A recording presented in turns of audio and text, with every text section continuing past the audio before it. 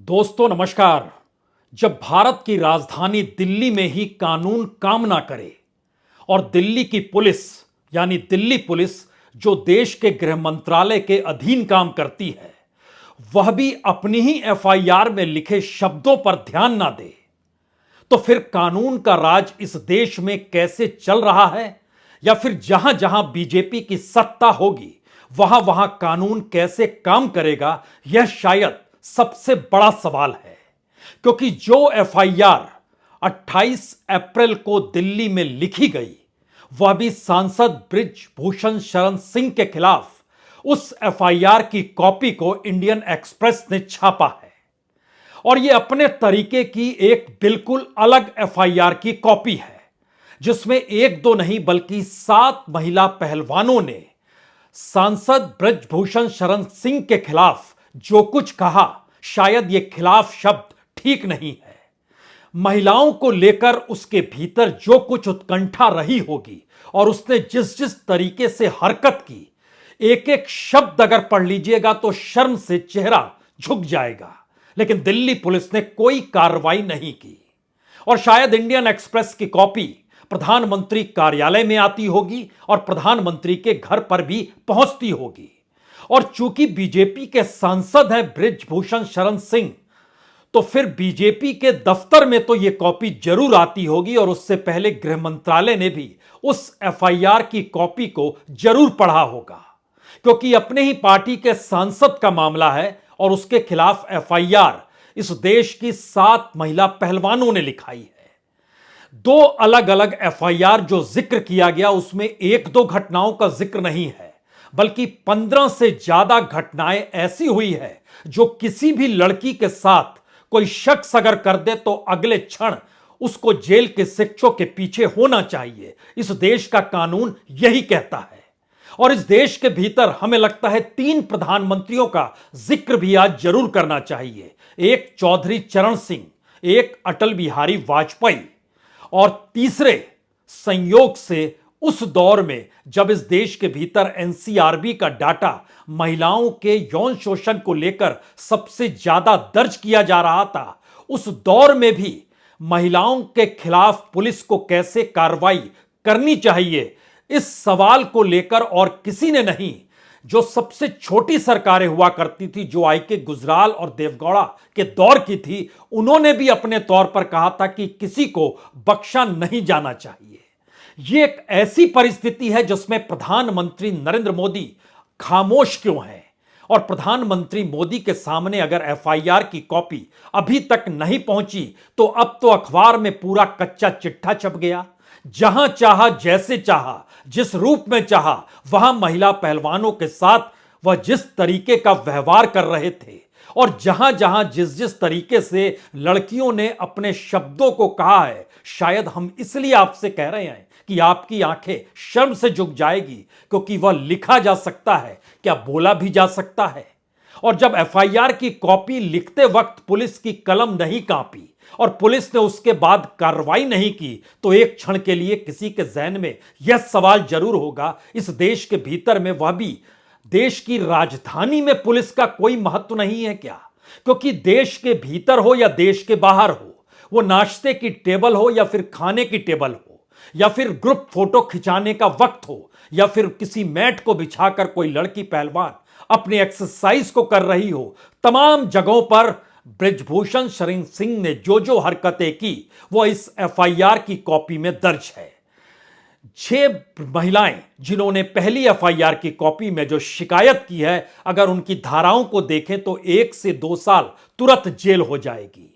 और कानूनी तौर पर तुरंत पुलिस कार्रवाई करेगी, तुरंत पेश किया जाएगा, चार्जशीट होगी और उसके बाद जेल। और जहां तक पास्को का सवाल है, जिसको लेकर अलग अलग तरीके से इस दौर में अलग अलग मुद्दों को उठाने की कोशिश की गई और इस देश के केंद्रीय मंत्री एसपी बघेल, उन्होंने भी यह कहने से नहीं चूके कि दरअसल पुलिस के पास कोई सबूत नहीं है। सबूत ऐसे में क्या होगा? सवाल यह है कि एक शिकायत हुई है और 2012 से लेकर 2022 तक के बीच में जितनी भी घटनाएं होंगी, तो इसका एक मतलब यह भी है कि कितनी और महिला रेसलर्स होंगी जिन्होंने शिकायत नहीं की लेकिन उनके साथ यह घटना घटित हुई होगी। जिन्होंने शिकायत की, जो सामने निकल कर आई, अगर इस देश के भीतर की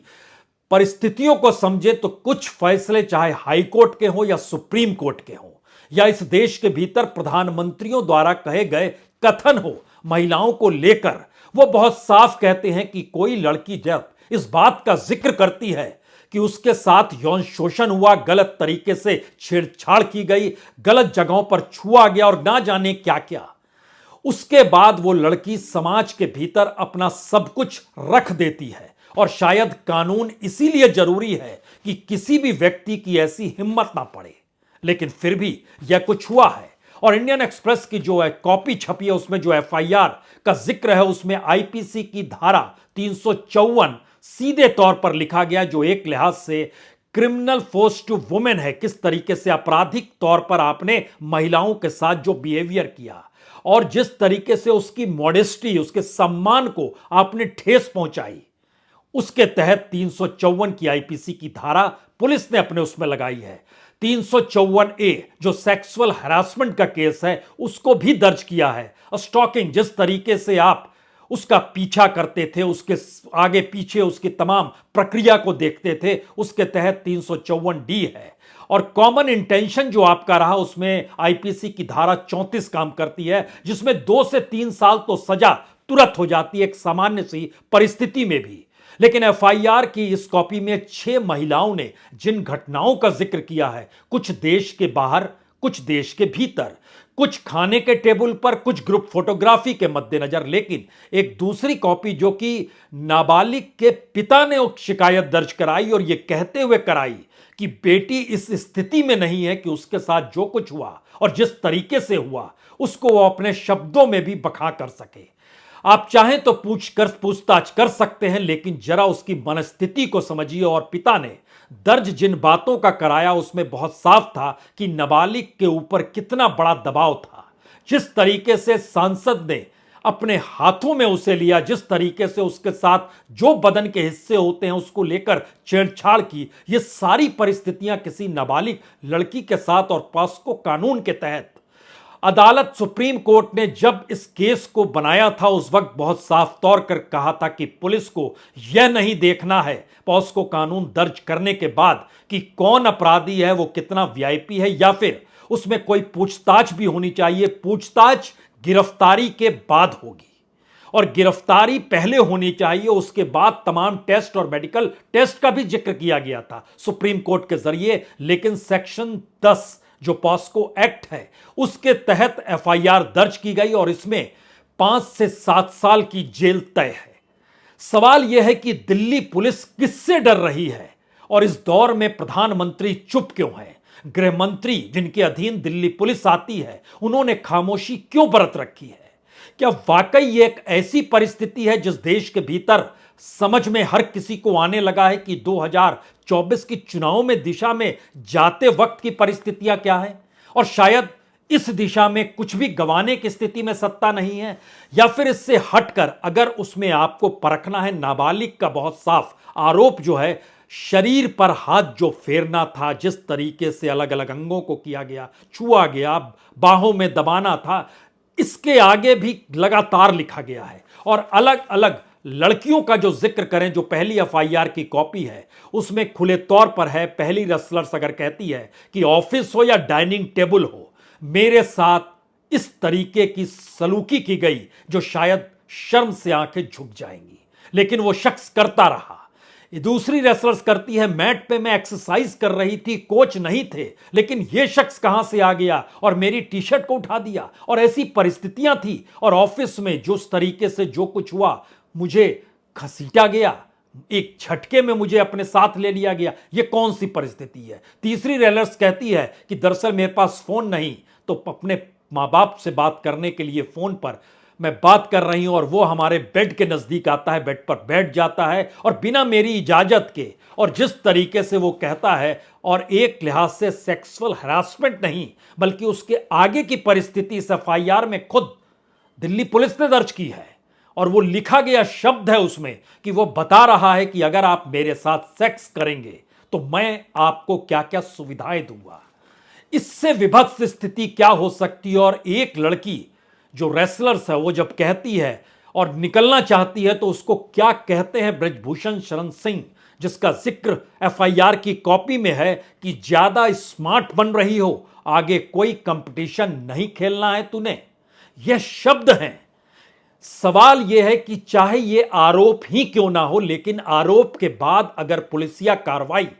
किसी सबूत की तरफ देख रही है और बिना अपराधी या जिस पर आरोप लगाए गए हैं उसको बिना गिरफ्तार किए हुए, तो कौन से सबूत मिलेंगे। और आज तक की स्थिति जो हमारी जानकारी में आ रही अभी तक, उसमें एक भी सबूत दिल्ली पुलिस ने कोई जुगाड़ नहीं किया है, कोई इस लिहाज से जांच नहीं की है, क्योंकि वो सांसद है, वो विशेषाधिकार तबके से आता है। यह अलग मसला है कि उसके ऊपर जितने आपराधिक इससे पहले अलग अलग आईपीसी की धारा के तहत मामले दर्ज पड़े हुए हैं, कुछ अदालत में हैं, कुछ थानों में पड़े हैं, बावजूद इसके कोई छूने की हिम्मत नहीं करता है। ऐसी परिस्थिति कैसे हो सकती है। और एक लड़की ने तो कहा कि जब ग्रुप फोटोग्राफी हो रही थी उस वक्त जबरदस्ती उसने मुझे अपने करीब कर लिया, मैं दूर जा रही थी तो दोबारा उसने मुझे जबरदस्ती किया और इसको सबने देखा समझा, और उसके बाद क्या किया यह बताया नहीं जा सकता है कि उसका हाथ कहां कहां जा रहा था। यह सब कुछ हो रहा है और दिल्ली पुलिस ने बतौर एफआईआर की कॉपी में इसे दर्ज किया है। यह मैसेज इस देश के भीतर में महिलाओं के खिलाफ जो कुछ इस देश के भीतर होता है, उसमें अगर कोई सांसद, वह भी ब्रजभूषण शरण सिंह, तो क्या पूरा कानून नतमस्तक है या सरकार की खामोशी है? इसके अलावे क्या चाहिए? क्योंकि एफआईआर की कॉपी अब तो पब्लिक डोमेन में है, जिसका जिक्र इंडियन एक्सप्रेस की कॉपी में हुआ है, और उसमें बहुत साफ तौर पर एक लड़की कहती है कि वो ना सिर्फ टी शर्ट तक पहुंचता है, और ये हालात तो खुले तौर पर इस हद तक उसकी मानसिकता बढ़ चुकी है या उसके भीतर वो ताकत आ चुकी है अपने पद को लेकर, और राजनीतिक ताकत इतनी है कि चाहे ब्रेकफास्ट की टेबल हो, चाहे डिनर हो, चाहे लंच हो, हर जगह उसकी मौजूदगी होती है। 6 रेसलर्स के साथ जो कुछ हुआ, उन्होंने शब्दशः अलग अलग घटनाओं की तारीखों के साथ जिक्र किया है, और यह भी बताया है कि 10 बरस में उसने ना जाने कितना कुछ किया होगा, और यह 2012 से सिलसिला शुरू होता है और लगातार होता है। और चूंकि वह सब कुछ है और जिन खेल के दिशा में जाना है, जहां खेलना है, किसी कंपटीशन में भाग लेना है, होते होते अति तब हो गई जब वह खुले तौर पर हर किसी के साथ करने लगा, और एक नाबालिग लड़की के साथ भी उसने इस तरीके की हरकत की जो अपने आंसू थाम नहीं रही थी। और तब इन लड़कियों ने तय किया कि अब हमें कहीं ना कहीं किसी ना किसी रूप में आवाज उठानी होगी। उसमें जो रेसलर्स फेडरेशन है उसके सेक्रेटरी का नाम का भी जिक्र किया गया है, लेकिन सवाल 3 सबसे बड़े हैं। पहला सवाल, किसी भी इस तरीके के ऑर्गेनाइजेशन के भीतर कोई पॉलिटिशियन अगर इस तरीके की हरकत कर रहा है और उसने किया है, तो शिकायत किसके पास की जाए, जब उसके भीतर ऐसी कोई प्रोविजन नहीं है कि शिकायत करने का रास्ता ऑर्गेनाइजेशन के भीतर कोई खुल रहा हो। दूसरी बात, जब ऑर्गेनाइजेशन के हेड, जो डब्ल्यूएफआई का हेड है, उसके मुताबिक ही लड़कियों को आगे बढ़ना या रोकने की परिस्थिति सामने आकर खड़ी हो जाए, और लड़कियां जो पहलवानी के क्षेत्र में घर के भीतर से, उसने घर के चौखट से संघर्ष कर कर निकलती है, फिर उन्हें पता होता है कि अपने मोहल्ले में क्या विरोध होगा, आगे बढ़ती हैं तो समाज के भीतर किस रूप में देखा जाएगा, उस पूरी परिस्थिति की मानसिकता से गुजरते हुए जब वह मेडल जीतने की परिस्थिति में आकर खड़ी हो जाती है और उसकी अपनी हुनर से वह वहां पर मौजूद होती है, तब अगर सामने फेडरेशन का चीफ अगर इस बात का जिक्र करे कि आपको मेरे साथ क्या क्या करना है और तभी आप आगे बढ़ सकते हैं, वो लड़की क्या करेगी। शायद इस एफआईआर की कॉपी में इस बात को बतलाया गया है, जिनको शब्द नहीं दिए गए, कि यह एक अति थी, एक लास्ट स्टेज आ गया था, इसके बाद कोई दूसरा रास्ता बचता नहीं था कि हम सड़क पर आकर विरोध करें, क्योंकि सारे रास्ते हमें बंद दिखाई दे रहे थे, और कमेटियां जो बन रही थी और कमेटियों के बनने के साथ जो रिपोर्ट्स आ रही थी, उस रिपोर्ट को भी कैसे अलग से बदल दिया जाता था, और एफआईआर भी नहीं हो पा रही थी। अगर शुरू में और सुप्रीम कोर्ट के कहने पर एफआईआर हुई, तो जाहिर तौर पर इस एफआईआर की कॉपी को अगर पढ़ेंगे आप, तो एक क्षण के लिए आपको लगेगा कि हो सकता है सुप्रीम कोर्ट ने निर्देश दिया था, इसीलिए दिल्ली पुलिस ने इस एफआईआर को शब्दशः अंकित किया, अन्यथा अगले दिन लड़कियां कहती कि जो हम कह रहे हैं एफआईआर की कॉपी में तो वह लिखा ही नहीं जा रहा है। तो सुप्रीम कोर्ट की पहल के बाद दिल्ली पुलिस 28 अप्रैल को इसकी दर्ज करती है एफआईआर की कॉपी, जो फर्स्ट इंफॉर्मेशन रिपोर्ट के तौर पर दर्ज करती है। और आज की तारीख में जब आप चलना शुरू करेंगे तो पूरा महीना बीत चुका है, यानी लगभग 35-36 दिन बीत गए और उसके बाद भी दिल्ली पुलिस जांच कर रही है। और 2 दिन पहले जानकारी आती है कि 15 दिन और लगेंगे। व्यक्ति एक ही है, सारी लड़कियां 24/7 उपलब्ध है हर बात कहने के लिए। दिल्ली पुलिस को जो चाहिए जिस रूप में चाहिए। और एफआईआर इतनी विस्तृत है, तारीखों के साथ का जिक्र है, लंच के टेबल का जिक्र है, डिनर के टेबल का जिक्र है, ब्रेकफास्ट का जिक्र है, एक्सरसाइज मैट पर कर रही है उस समय का जिक्र है, अंतर्राष्ट्रीय तौर पर जब बाहर गई है तो वहां होटल के कमरे का जिक्र है, देश के भीतर जब अलग अलग कंपटीशन के भीतर फोटोग्राफी हो रही है वहां पर हरकतों का जिक्र है। इसके अलावे क्या चाहिए? तो क्या देश के भीतर कुछ भी महत्व नहीं है इन सारी चीजों का? तो एफआईआर, दिल्ली पुलिस, कानून का राज और इस देश के भीतर जिसकी गुहार बार बार लगाई जाती है, एक कॉन्स्टिट्यूशन के तहत डेमोक्रेसी काम कर रही है, ये सारी परिस्थितियां कहां गायब हो गई? इससे ज्यादा तो कोई जानकारी किसी को नहीं चाहिए, लेकिन सब कुछ अब शब्दशः मौजूद है जो सार्वजनिक तौर पर है। तो फिर कौन सी परिस्थिति है जो गृह मंत्रालय को दबाव में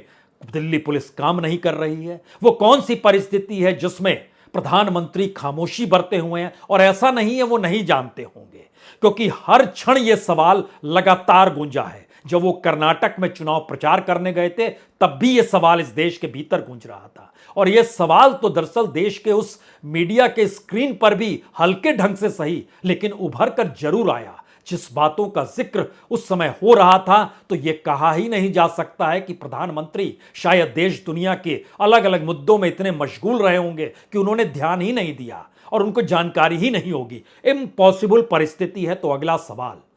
अब जब खुले तौर पर यह पूरी की पूरी कॉपी पब्लिक डोमेन में आ चुकी है, किस तरीके से लड़कियों के साथ क्या हुआ, तो उससे ज्यादा उनके लिए अब कौन सी शर्म की परिस्थिति हो सकती है कि इस देश का कानून हरकत ही नहीं करे और इस देश के राष्ट्रपति भी अपने तौर पर कोई पहल नहीं करें और अब सुप्रीम कोर्ट भी क्या इस पे खामोशी बरत सकता है या तुरंत एक कमेटी अपने अगुवाई में बनाते हुए तुरंत अगले 24 से 48 घंटों के भीतर कार्रवाई का निर्देश जारी नहीं कर सकता है?